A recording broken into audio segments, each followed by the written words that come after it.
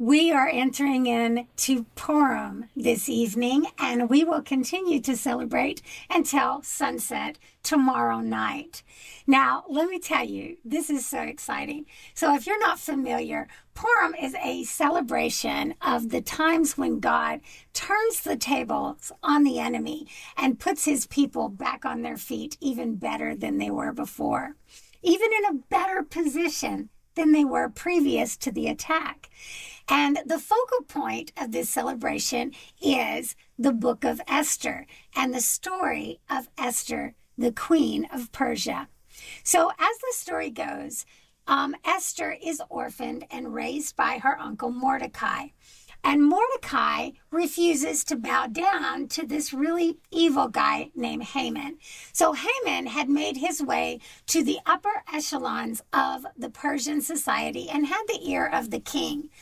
And Haman is so offended by the fact that Mordecai won't bow down to him that he gets the king to decree that all of the Jews will be destroyed.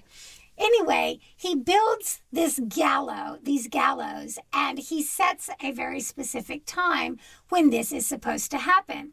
Meanwhile, there's a beauty contest, and Esther is entered into the beauty contest and becomes queen. So Mordecai then gets a message to Esther and asks her to plead with the king. And she does. And God touches the heart of the king through Esther and gets the king to decree that the guy who tried to destroy the Jews will be the one that goes to the gallows, him and his family. Now, because the decree had already been set for the Jews to be destroyed, it could not be undone. But the king gives the Jewish people permission to defend themselves. And anyway, so the Jewish people fight back.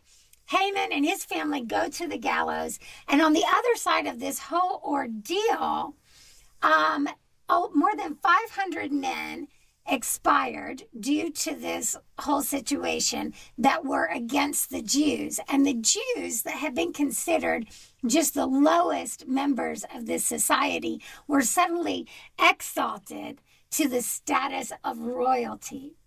Now, this celebration is always exciting. I love it. I celebrate it every year. But this year is especially cool because guess what? There is going to be a blood moon tonight. Well, actually, in the wee hours of the morning. So at about 2:49, I think, Eastern Standard Time, the blood moon will be cascading across the sky, and we will be able to see it here in the United States.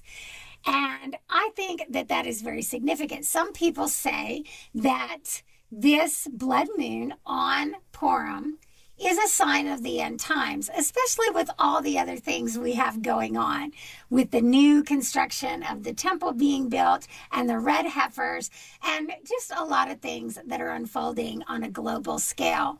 But here's something I find even more interesting.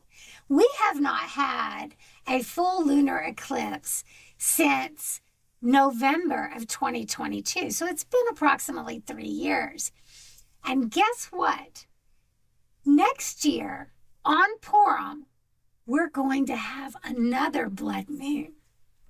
What? Yes. Oh my goodness. Isn't that cool? Like, I can't even believe it. So here are my thoughts. I think that there is a great significance to the fact that we're having a blood moon on this Purim and another one next Purim, so close together, both falling exactly on this Jewish celebration. I think that this is going to be a year when God is going to be turning the tables on the enemy, and he is going to be setting his people on their feet better off than they were before in all kinds of situations. So if you find yourself in a situation that seems hopeless, hang tight. Because God is a supernatural God, and he loves to just skid in at the last minute and do what only he can.